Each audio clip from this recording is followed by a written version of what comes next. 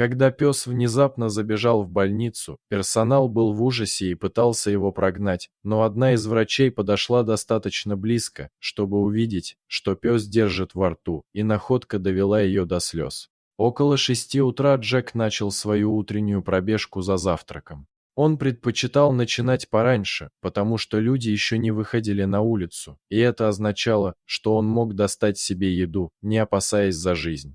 Как обычно, он неторопливо побежал к мусорным бакам за рестораном на главной улице. Он не испытывал неприязни к людям, но и особого доверия к ним не питал. За 9 лет жизни на улице он видел жестокость и безразличие и часто сам становился мишенью их бездумного поведения.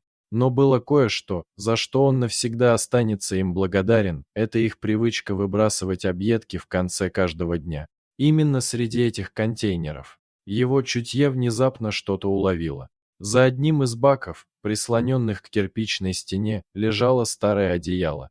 Внутри было что-то завернуто, и оно шевелилось. Джек осторожно приблизился. Пахло человеком, что ему не нравилось, но когда он прижал нос к свертку, чтобы получить больше информации, то понял, что этот запах отличался от всех человеческих ароматов, с которыми он когда-либо сталкивался. Инстинкт подсказал ему, что это было что-то крошечное, хрупкое и беззащитное, и даже если это человек, то он умрет, если пес ничего не предпримет. После того, как он несколько минут пристально смотрел на одеяло, Джек ткнул в него носом и перевернул сверток, чтобы аккуратно взять его в пасть. Затем он поднял его. Теперь он, бродячий пес, был на задании. Чтобы не находилось внутри одеяла, оно немного пошевелилось, а затем обмякло у него в пасти.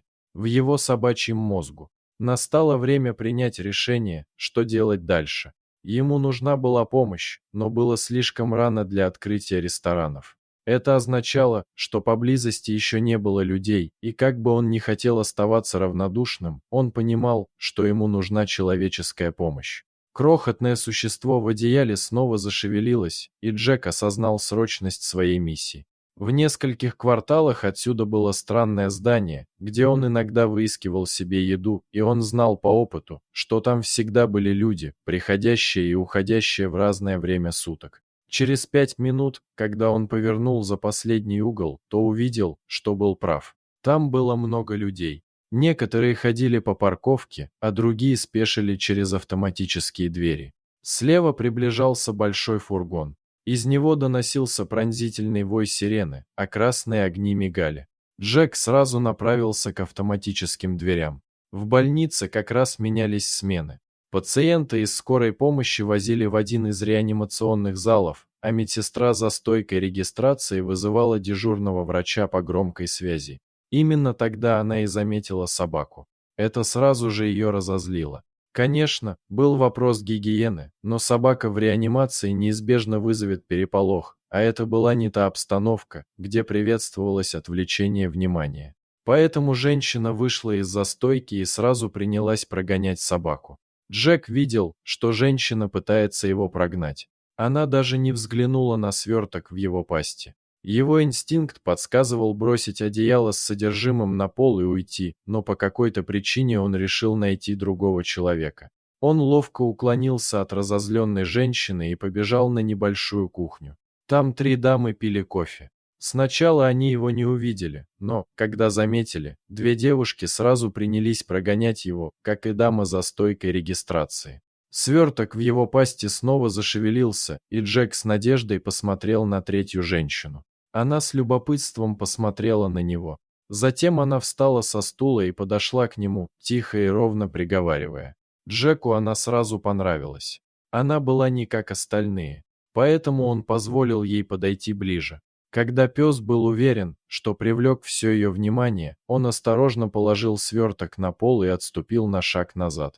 Марина работала в больнице почти 10 лет, и это был первый такой случай, когда она сталкивалась с подобным. Она разбиралась в собаках и в том, как они общаются с людьми. Поведение этой собаки было напрямую связано со свертком в пасти, и когда она положила его на пол и отступила на шаг, девушка поняла, что это важно. По состоянию шерсти собаки было видно, что она бродячая. Марина не хотела пугать животное, но также понимала, что должна как можно быстрее подобрать маленький сверток с пола. Она сделала еще 2 шага вперед, продолжая тихо и ровно разговаривать с собакой. Та отступила еще на шаг. Когда Марина опустилась на колени и осторожно развернула сверток, у нее на глазах навернулись слезы.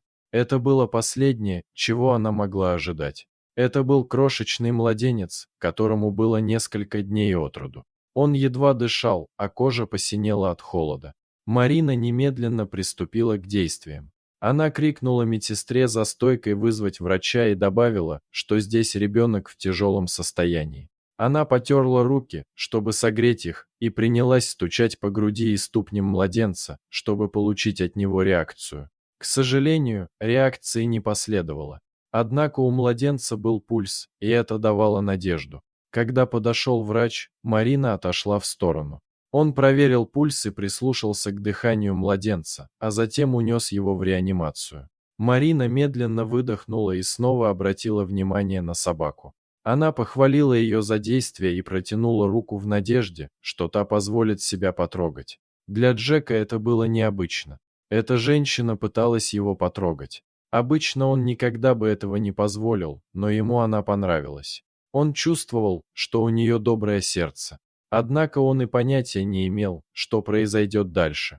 Когда Марина еще ближе протянула руку, собака расслабилась. Она осторожно положила ладонь ему на голову, а затем принялась чесать за ушами. Она хотела отблагодарить эту удивительную собаку за спасение малыша, но понимала, что для этого сначала должна завоевать ее доверие. Джек уже решил, что эта женщина станет его подругой. Она почесывала его именно там, где ему нравилось, а когда она повернулась, чтобы снять куртку с вешалки, он последовал за ней. Марина улыбнулась, когда собака села и наблюдала, как она одевает куртку. Затем, еще раз почесав за ушами, она повернулась и направилась к двери. «Пойдешь со мной?» — спросила она, похлопывая по ноге. Джек понял и последовал за ней.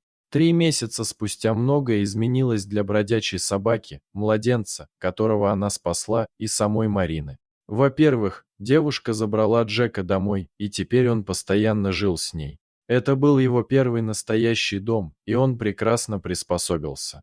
Но хорошие новости на этом не закончились. Джек едва мог поверить своим глазам, когда однажды вечером его новая хозяйка вернулась домой с маленьким свертком на руках. Он сразу узнал этот запах и запрыгал от восторга. Младенец на ее руках был тем самым, которого Джек нашел завернутым в старое одеяло. Марина села с ребенком на руках, а собака у ее ног. 3 месяца назад ее жизнь была одинокой, а теперь, благодаря смелым и мудрым действиям этой замечательной бродячей собаки, у нее была семья, которую она будет любить вечно. Дорогие зрители, а вы бы подошли к собаке, как Марина, или попытались бы прогнать ее из больницы? Расскажите, пожалуйста, в комментариях. А если вам понравилось это видео, то ставьте лайк и подписывайтесь на наш канал. До свидания.